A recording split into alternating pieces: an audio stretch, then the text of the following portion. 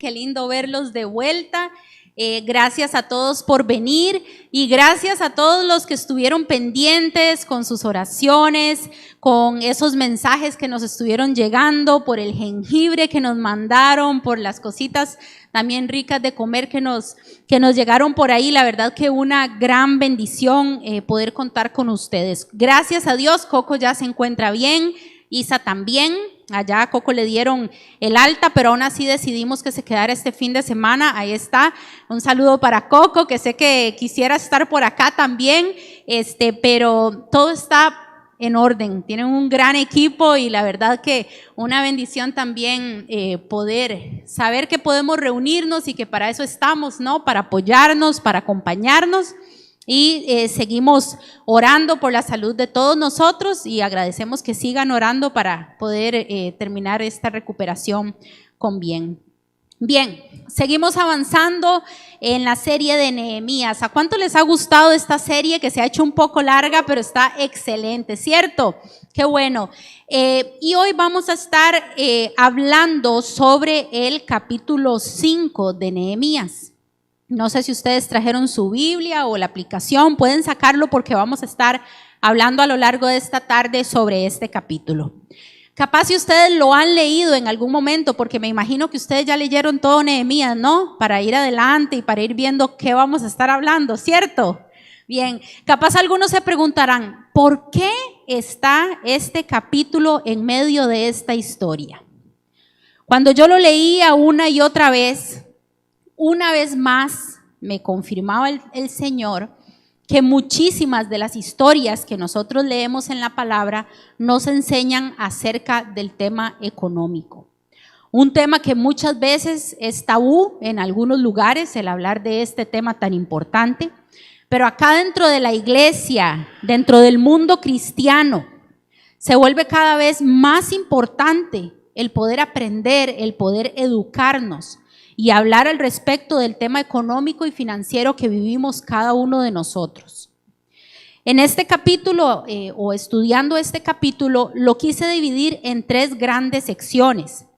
Y voy a estar hablando de lo que vivían las personas que tenían que endeudarse y lo estaban perdiendo absolutamente todo. También vamos a estar hablando y abordando el tema de las personas que se aprovechaban de la situación que estaba sucediendo para enriquecerse aún más.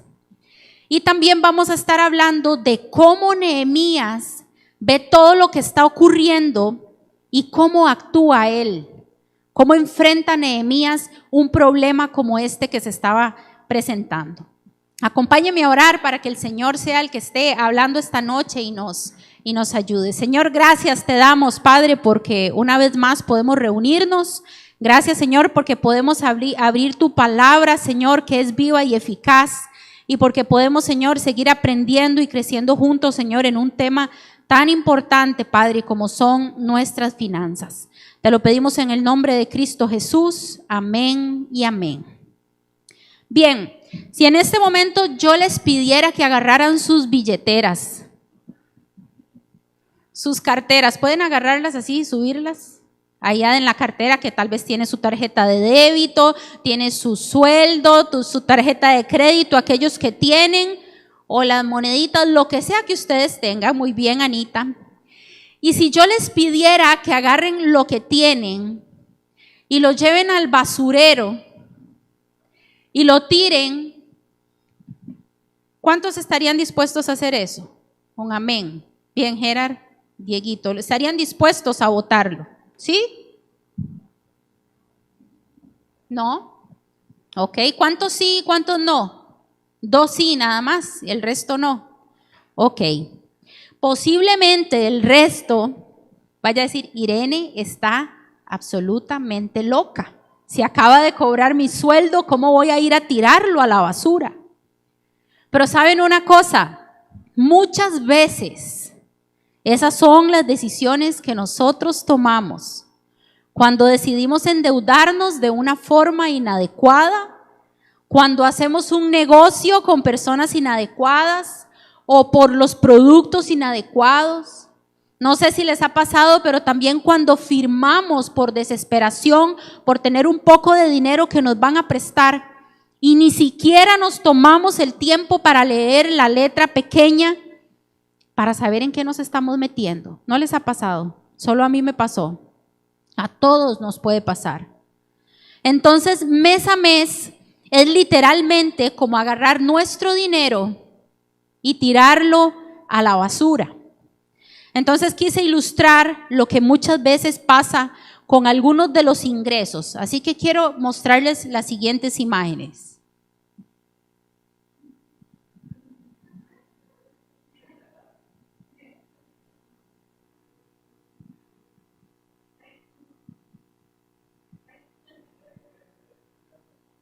Algunos se sienten identificados con alguna de esas imágenes de las que estamos hablando. ¿Sí? Bien, vamos a hacer un breve resumen. En los capítulos anteriores vemos a Nehemías trabajando duro con el pueblo. La muralla se estaba levantando, se estaba reconstruyendo. A pesar de la oposición, logró que el pueblo se animara y que se motivara para seguir avanzando en la reconstrucción. Pero él empieza a escuchar disturbios, empieza a escuchar protestas de hombres y mujeres que se estaban quejando porque estaban siendo explotados financieramente por otras personas. En esta ocasión, la oposición no venía desde afuera, no era Sanbalat, no era Tobías, no eran los de afuera, sino que era entre ellos mismos que se estaba fragmentando el pueblo por ese problema que estaban teniendo. Y sabemos que cuando un pueblo, cuando una familia, cuando una empresa, cuando una congregación, todo esto, cuando todas estas cosas llegan en algún momento a dividirse, es difícil poder avanzar en los proyectos, en las metas, e incluso se vuelve complicado poder cumplir el propósito por el cual se inició. Entonces las familias acá se estaban dividiendo. Algunos hijos inclusive estaban siendo entregados como esclavos. Nehemías 5:2 dice: pues había quienes decían, si contamos a nuestros hijos y a nuestras hijas, ya somos muchos, necesitamos conseguir trigo para subsistir. Era un escenario muy complicado porque ellos llegaron a endeudarse para poder comer. Ellos eran el pueblo de Dios, ¿cierto? Y aún así, ellos no estaban exentos de pasar una situación económica complicada. En una ocasión recuerdo que había compartido con ustedes también sobre la historia de la viuda y el aceite, que también eran personas del pueblo de Dios que creían en Dios y también estaban pasando momentos de crisis. Así que ser creyente, nosotros como cristianos, no nos hace inmunes ni nos hace exentos de los cambios en la economía, del tipo de cambio, de los despidos del trabajo, inclusive de una mala decisión que hayamos tomado o de alguna enfermedad que haya tocado la puerta de la casa. Pero tenemos que ser sabios y saber de cómo vamos a enfrentar esos momentos de crisis. O inclusive cómo día a día podemos tomar mejores decisiones, buenas decisiones que nos van a ayudar a ser libres financieramente. Así que voy a mencionar 3 consecuencias negativas que Nehemías encontró sobre el endeudamiento en este sector del pueblo. El número 1 es que las deudas pueden comprometer tus bienes personales. Nehemías 5, versículo 3 dice: otros se quejaban, por conseguir trigo para no morirnos de hambre, hemos hipotecado nuestros campos, viñedos y casas. Muchos de ellos perdieron sus hogares para poder comer. Situación que no muchas veces está alejada a nuestra realidad como país. Solo basta con buscar en internet. Yo me tomé la tarea de buscar en internet y buscar una lista de propiedades en remate. Solo basta con meterse en internet para darnos cuenta del aumento considerable de propiedades que se están perdiendo por endeudamiento o por falta de capacidad de pago. Esto estaba pasando en el pueblo, en el pueblo. Muchas familias lo perdieron absolutamente todo. Lo segundo que pude ver es que las deudas también pueden afectar a nuestra familia, a tu familia.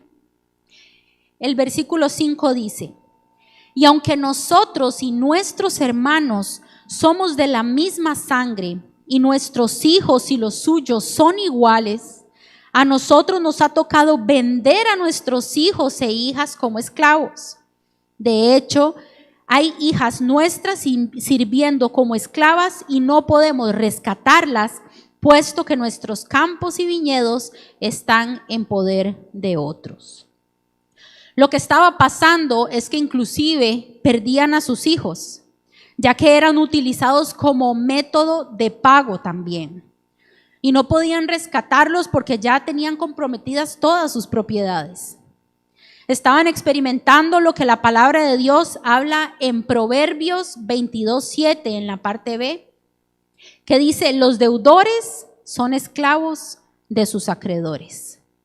Gracias a Dios, yo le doy gracias a Dios infinitas que hoy no tenemos que entregar a nuestros hijos como forma de pago, ¿verdad? Sería algo catastrófico. Algunos ya no tendrían hijos y otros tendrían un montón de hijos, ¿verdad? Pero no está muy alejado de nuestra realidad. Los problemas económicos que nosotros le podemos dejar a nuestros hijos son complicados. Al final pueden terminar pagando las deudas de nosotros, metiéndose en problemas inclusive con sus esposos o con sus esposas por tener que estar pagando las deudas de sus papás. Porque déjame contarte una cosa: si vos tenés un préstamo o tenés una tarjeta de crédito y decís, bueno, es de $5,000 y el saldo es $1, ponele, o sea, la has cargado, todo eso. O tenés un préstamo bastante, bueno, ya sea poquito o sea mucho, lo que tú estés debiendo a los bancos. Si ese préstamo o esa deuda no tiene un seguro de vida, déjame contarte que el día que vos faltes, esa deuda, si no tiene seguro, la va a terminar pagando tu esposa o tu esposo o inclusive tus hijos.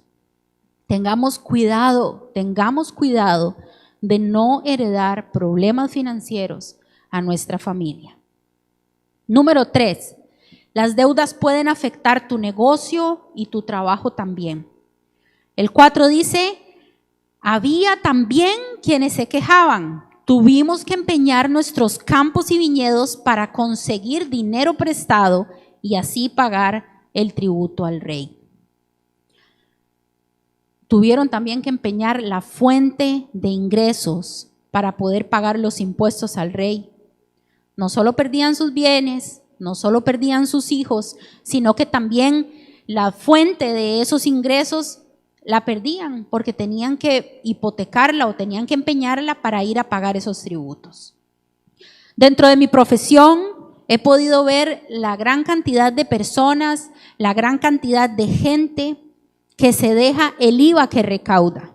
No sé si todos están en el mismo canal, pero cuando nosotros vendemos algo, hay un impuesto que le corresponde al Estado, ¿cierto?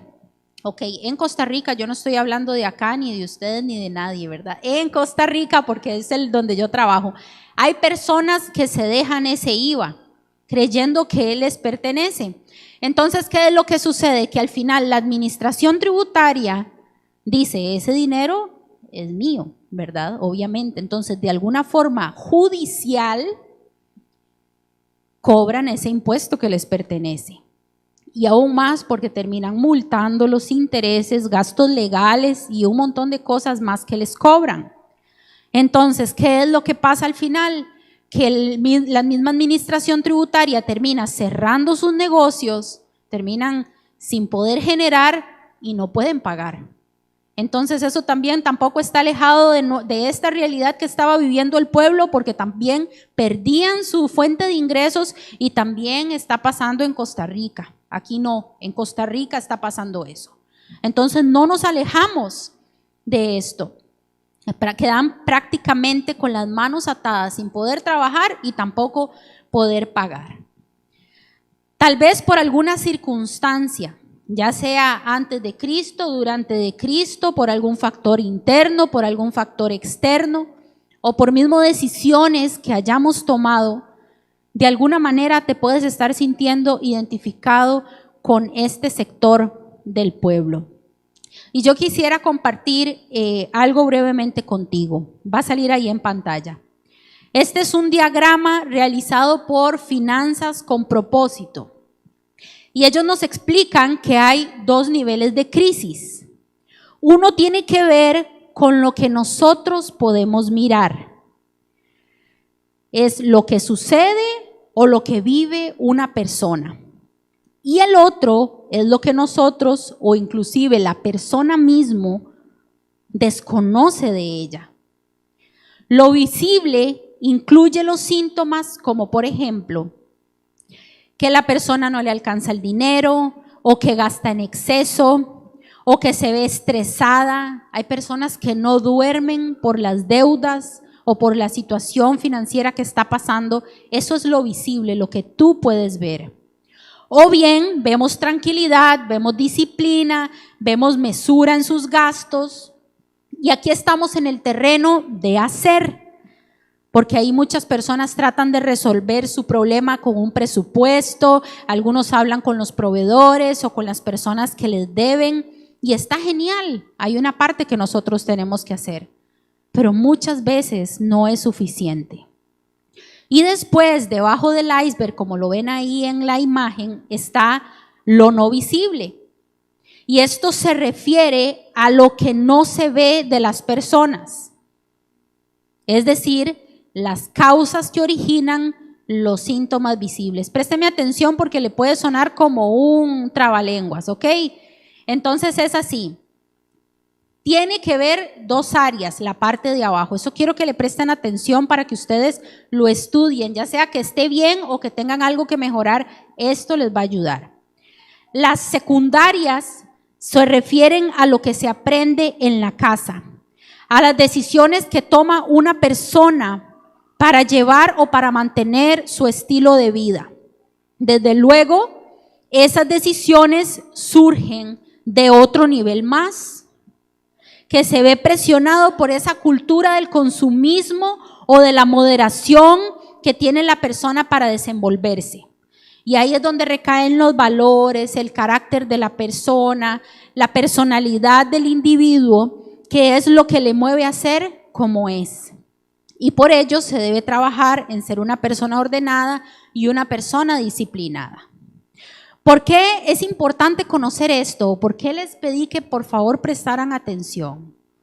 Porque muchas veces nosotros queremos salir de la crisis de arriba hacia abajo, tratando lo visible, ese problema que no me deja dormir porque tengo una deuda que pagar mañana,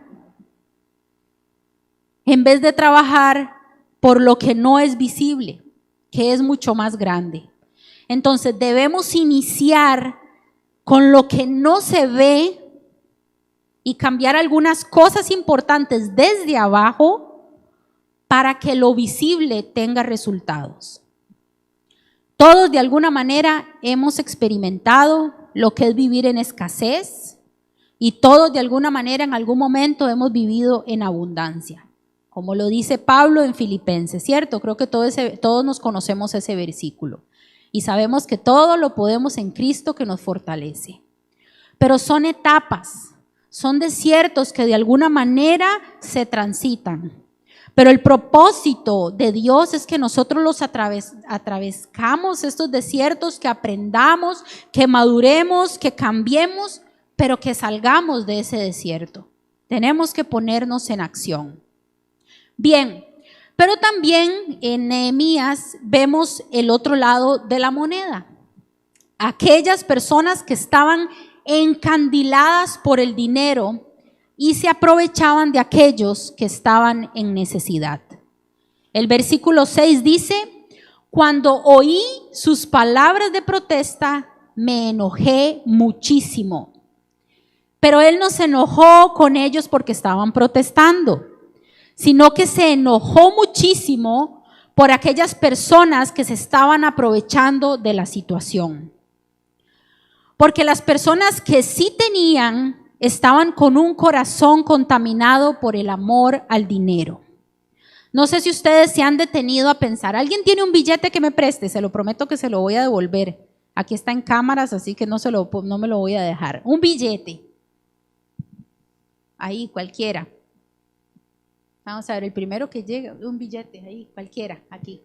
Gracias, está bien, genial. Ok, gracias. Es de Gabriel. Ok, ustedes se han detenido a pensar la cantidad de bacterias que tiene un billete. ¿Lo han pensado? Más o menos ¿cuántas creen que puede tener? ¿Quién da más? Bien, un estudio arrojó que se encontraron más de 100 cepas de virus. 8 de cada 10 billetes se encontraron con rastros de cocaína y de otras drogas. Y otros billetes se les encontró materia fecal y bacterias que producen enfermedades. Es asqueroso. Pero un billete no solo tiene bacterias físicas que contaminan nuestras manos. Gracias a Dios, después yo me puedo poner alcohol en gel, me puedo ir a lavar las manos y todo, y se fueron las bacterias, ¿cierto? Pero en este pueblo, un sector de este pueblo se infectó con una bacteria que daña el corazón. Y esa bacteria se llama amor al dinero.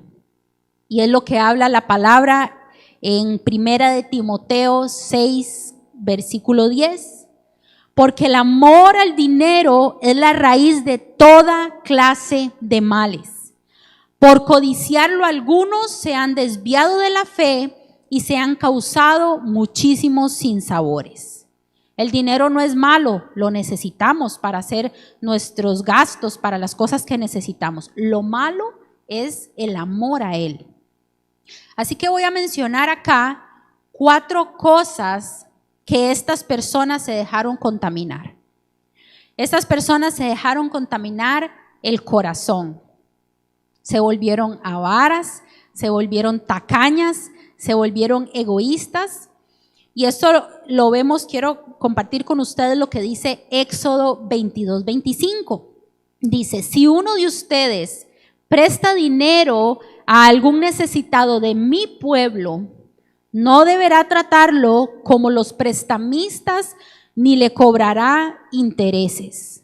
Ese era el mandato que ellos tenían y no lo estaban cumpliendo. Pensaban solo en ellos y en la forma de enriquecerse y de hacerse más ricos a costas de lo que sea, fuese lo que fuese. También, como número 2, las decisiones económicas. Ellos cobraban intereses impagables. Ellos estaban abusando con intereses exagerados para beneficiarse unos pocos. En otras palabras, eran unos usureros. No sé acá otra vez, pero en Costa Rica hay lugares en donde te prestan dinero, te ponen a firmar un contrato con letra así que ni con los anteojos más grandes lo podés leer, y la letra chica es más chica de lo chico. Y ahí es donde te están comprometiendo que cuando vos llegás a reclamar te dicen, mira lo que vos firmaste. Y ni siquiera te fijaste. Y al final puedes llegar a terminar pagando hasta 7 veces más de lo que te prestaron. Literalmente es un robo sin mano armada. Te están sacando todo el dinero. Pero no solo lugares, sino también prestamistas personales que se abusan de la necesidad que tienen las personas y terminan sacándoles todo. Eso no solo lo estaba viviendo el pueblo, también lo estamos viviendo hoy, aquí en el 2022. Presten cuidado. Número 3, las relaciones interpersonales. El versículo 5 dice, y aunque nosotros y nuestros hermanos somos de la misma sangre y nuestros hijos y los suyos son iguales, a nosotros nos ha tocado vender a nuestros hijos e hijas como esclavos. Perdieron por completo la parte humana. Se desenfocaron realmente por la ambición. No les importó quitarle las casas a nadie, tener como nosotros, que seamos hermanos, amigos, que nuestros hijos vayan juntos al liceo y todo, y que al final me tengan que pagar con un hijo siendo de los mismos. Eso es un corazón completamente dañado por la ambición. Pero hoy en día ustedes saben cuántas familias, cuántas amistades se pierden o se separan por problemas económicos. No sé si ustedes conocen a alguien por herencias, se pelean unos con otros por el dinero o inclusive por fianzas impagas, porque te pedí prestado prometiendo en que te iba a pagar y al final no te pagué y se termina rompiendo por completo esa relación de familia, de amistad. Tenemos que pedirle muchísima dirección a Dios en este tema y que nuestro amor por la familia o por nuestros amigos sea más grande que el amor por el dinero. Número 4, la relación con Dios. Proverbios 14:31 dice: el que oprime al pobre ofende a su Creador, pero honra a Dios quien se apiada del necesitado. No solo estaban ofendiendo a las personas, ellos estaban ofendiendo a Dios mismo. Cuando yo estaba en el liceo, una vez un muchacho, yo no me portaba muy bien en el liceo, ¿verdad? Imagínense que nosotros somos 4 hermanos y yo soy la tercera, la única mujer y la más pequeñita. Imagínense eso, ¿ok? Entonces en el liceo había un muchacho que me estaba molestando y ya por más de que yo intentaba y todo, se ve que no había manera. Me estaba molestando mucho. Entonces yo llegué a contarles a mis hermanos y ni para qué. Al día siguiente, cuando salgo yo del liceo, están mis hermanos así. Y me dicen, ¿quién es? Y yo, ese, ¿verdad? Y se los eché, decimos allá, y le dije, es ese. Y ellos se fueron a decirle, ¿qué es lo que pasa con mi hermana? Dice, lo que es con ella es conmigo. ¿Han escuchado esa frase? Lo que es con ella es conmigo. Y Dios dice lo mismo. Lo que es con ellos es conmigo, dice el Señor. Lo que es contigo es con Él, dice el Señor. Entonces, vimos un lado de la moneda, una parte en donde podemos reconocer y ver este sector del pueblo que lo perdió todo. Estaban reclamando por todo lo que estaba sucediendo y todo lo que le sacaron. Y por otro lado, vemos a las personas que más bien se aprovecharon de esa situación para quitarles los terrenos, para comprar terrenos baratos. Yo no sé si lo hemos conversado, me imagino que ustedes sí lo saben, las murallas en aquella época daba protección, valían mucho más las ciudades que tenían murallas porque eran valiosas, estaban protegidas. Y estas estaban caídas, estaban reconstruyéndolas. Entonces, obviamente, lo que costaba un terreno hoy no iba a ser lo mismo que iba a costar después cuando ya estuviera reconstruido. Y ellos estaban aprovechando, no valía pero absolutamente nada de lo que después valdría en realidad ese terreno, se estaban aprovechando. Entonces unos no dormían por la situación económica que se estaba presentando porque no tenían nada y otros no dormían porque la conciencia no se los permitía. Entonces vemos a Nehemías en acción. ¿Se pueden imaginar a Nehemías en acción? ¿Sí? Ok. Porque él no quería un pueblo protegido externamente con la muralla, pero hundido financieramente. El trabajo de reconstrucción en nuestras vidas es también un trabajo integral, en donde tenemos que trabajar y tenemos que abordar los distintos enfoques de nuestra vida. Podemos estar muy bien con la salud física, pero mal en la salud financiera, o mal en la salud espiritual y bien en la emocional, o así sucesivamente. Es integral, tenemos que estar trabajando y mejorando en todas las áreas de nuestra vida. En el versículo 7 vemos a Nehemías, dice: Y después de reflexionar, reprendí a los nobles y gobernantes. Es inconcebible que sus propios hermanos les exijan el pago de intereses. Convoqué además una gran asamblea contra ellos. Entonces, los consejos que vemos de Nehemías para salir de esta situación, de la esclavitud económica, pero también de la esclavitud al amor al dinero. El consejo número 1 es el reconocimiento. Sin reconocimiento nunca va a haber solución. Si nosotros queremos mejorar, debemos reconocer en la situación que nos encontramos, ponerle nombre a la situación que tenemos hoy. Ya sea que estemos en un problema financiero, que nos metimos en un negocio que no teníamos que hacer, si metimos la pata con una decisión, si nos fuimos de impulso en el Black Friday a pasar la tarjeta y nos endeudamos de una manera que no teníamos que hacer,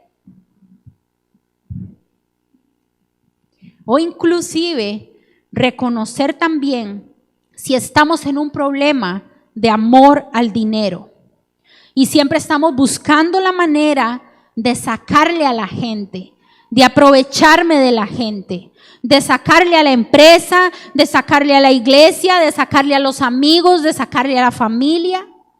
Tenemos que tener cuidado también en dónde está nuestro corazón. El consejo número 2 es la reflexión. Nehemías reflexionó. Sin duda alguna, con oración al Padre, con el estudio de la palabra de Dios, es importante que nosotros, que vos y yo reflexionemos cómo estamos tratando a las personas que están en necesidad. ¿Qué estamos haciendo para ayudarles? Por eso un esfuerzo que hacemos como iglesia con el merendero, aunque parezca para algunos pocos, nos hace recordar que Dios también se ocupa de las personas que están en desventaja. ¿Cómo estamos reaccionando nosotros con los miembros de nuestra familia que están en necesidad? Con nuestros amigos de la iglesia, con nuestros amigos de la facultad. Pidámosle a Dios que nos dé un corazón sensible para poder reaccionar y accionar conforme a su propósito y a su voluntad. Número 3, la confrontación. A veces, chicos y chicas, no necesitamos un consejo. A veces no necesitamos escuchar lo que queremos oír de una dulce voz y hermosa voz. Muchas veces nosotros necesitamos que nos confronten y que nos ayuden a abrir nuestros ojos. Nehemías 5:9 dice, lo que están haciendo ustedes es incorrecto. No deberían mostrar la debida reverencia a nuestro Dios y evitar así el reproche de los paganos, nuestros enemigos. La versión de la Reina Valera actualizada dice, no está bien lo que hacen. Él está ahí confrontando. No sé si se recuerdan de la imagen del iceberg que les conté ahora. Muchas veces nosotros queremos que nos ayuden, pero que nos ayuden con lo visible. Pero no dejamos que nadie nos ayude con lo invisible. Y al final, si nosotros recibimos ayuda con amor, ayuda con confrontación en lo no visible, va a tener un impacto en lo visible. Hace un tiempo atrás conversaba con una persona que me pedía mentoría financiera. Estaba angustiada porque no encontraba trabajo. Creo que tenía como alrededor de 2 años sin estar con trabajo. Así que estuvimos conversando, abordamos varios temas y en lo particular estuvimos trabajando en la parte no visible. Y dentro de algunas preguntas que yo le hacía a esta persona fue, ¿cuántos currículums o cuántas hojas de vida, no sé cómo les dicen acá, currículums, dejas por semana en los lugares? Esta persona se me queda mirando, acentuaba con su cabeza. En ese momento tuvimos una confrontación y con todo el amor de mi vida, porque la amo, le dije: ¿tú crees que van a llegar a hacer fila afuera de tu casa, a tocarte la puerta para ofrecerte un trabajo?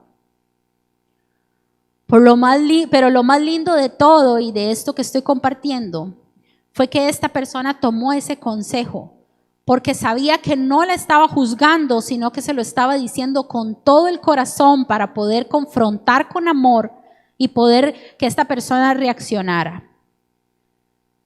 Después esta persona entregó semana a semana currículums y no recuerdo si fueron 15 o 22 días y a esta persona se le abrió una puerta laboral muy favorable para ella.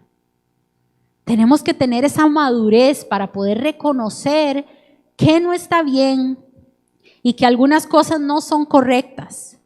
Que tenemos que dejar también que alguien que amamos o que alguna persona que tal vez conoce del tema que estoy viviendo me confronte con amor para que me ayude a trabajar en eso que está abajo y que pueda tener un efecto en lo visible. Y es importante también que no nos aprovechemos de aquellas personas que están en desventaja. Porque a veces nosotros usualmente tendemos siempre a compararnos en la palabra de Dios con los buenos, con los pobrecitos, como cómo lucharon, cómo sufrieron. Pero también retémonos, no a compararnos, pero a escarbar en nuestro corazón si hay algo del otro sector, del amor al dinero, de lo que no vemos tan agradable.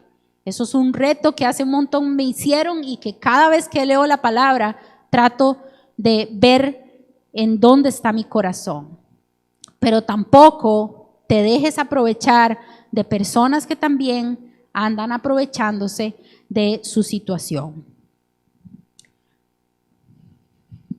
Por otra parte, Nehemías vemos que los confronta y los reprende cuando les dicen que deberían de tener reverencia a Dios. Como lo dije, lo que es con Él es conmigo, dice el Señor. Además, imagínense el testimonio. Por otro lado estaba Tobías, estaba Sanbalat, todos ellos estaban buscando cómo burlarse y tirar abajo todo el esfuerzo que estaban haciendo. Y con este problema se le estaba dando prácticamente en bandeja de plata todo el recurso para que tuvieran de qué hablar. Nehemías 5:8 dice: y ahí les recriminé: ¿hasta dónde nos ha sido posible? Hemos rescatado a nuestros hermanos judíos que fueron vendidos a los paganos y ahora son ustedes quienes venden a sus hermanos después de que nosotros los hemos rescatado. Todos se quedaron callados, pues no sabían qué responder. ¿Se recuerdan que el pueblo judío fue llevado al cautiverio, donde muchas personas se volvieron esclavas? Ahí todos estamos en la misma sintonía, lo sabemos. Para que esos esclavos fueran libres, tenían que ser comprados. Lo que les está diciendo es: nosotros pagamos a los paganos para que fueran liberados y ahora se vuelven esclavos financieros de ustedes mismos. Por favor, creo que queda uno sin palabras como ellos mismos quedaron sin palabras. Número 4, compromiso o restitución. El versículo 10 dice: mis hermanos y mis criados, y hasta yo mismo les hemos prestado dinero y trigo. Pero ahora quitémosle esa carga de encima. El 11 dice: yo les ruego que les devuelvan los campos, los viñedos, los olivares, las casas y también el 1% de la plata y del trigo, del vino y del aceite que ustedes les exigen. Nehemías era un hombre pudiente. Recuerden que él trabajaba como copero del rey. Él con su propio testimonio les pide que restituyan a todas las personas de las cuales han abusado económicamente.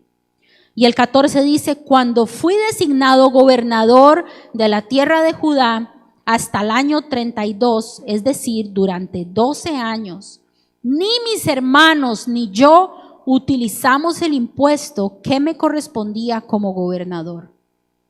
Él mismo estaba hablando con su ejemplo. Vean la ética y el compromiso que tenía Nehemías. El 16 dice, al contrario, tanto yo como mis criados trabajamos en la reconstrucción de la muralla y no compramos ningún terreno. Porque vimos por qué estaban comprando los terrenos, porque se estaban aprovechando de la gente que tenía hambre. Ellos no aprovecharon su situación y él recalca, y no compramos ningún terreno para no aprovecharse de aquellas personas. No se aprovechó de su lugar de privilegio, ni de los beneficios que él tenía para aprovecharse de lo que estaba sucediendo en el pueblo. Le pido a Dieguito si me ayuda con la guitarra. ¿Qué tanto estamos nosotros comprometidos, vos y yo, a no negociar nuestros valores en búsqueda de prosperidad económica? En nuestros trabajos, cuando nos vemos tentados a hacer algo que no es adecuado por un poco de dinero. ¿Qué tanto estamos comprometidos a mantenernos? Y que el Señor nos ayude a mantenernos. ¿Qué tan comprometidos estamos nosotros con Dios a administrar esos recursos que Él pone a nuestra disposición de una manera honrada también? ¿Qué tan dispuestos estamos nosotros a ser generosos con aquello que Dios nos da? Vemos a Nehemías no solo no aprovechándose de su posición para sacar todo el dinero que podía, sino más bien siendo generoso con su propio recurso. Más adelante en los versículos 17 y 18 dice que él alimentaba alrededor de 150 personas diariamente desde su propio bolsillo. Dice que ya el pueblo tenía suficiente carga, una carga muy pesada. Nehemías demostró que él no se había contaminado con la bacteria del dinero, que el dinero es para vivir en libertad financiera, que el dinero es un recurso para bendecir y para ayudar a otras personas, y que el dinero era un bien para servir también a los planes de Dios. ¿Qué podemos hacer nosotros para darle un mejor destino al dinero que Dios pone en nuestras manos?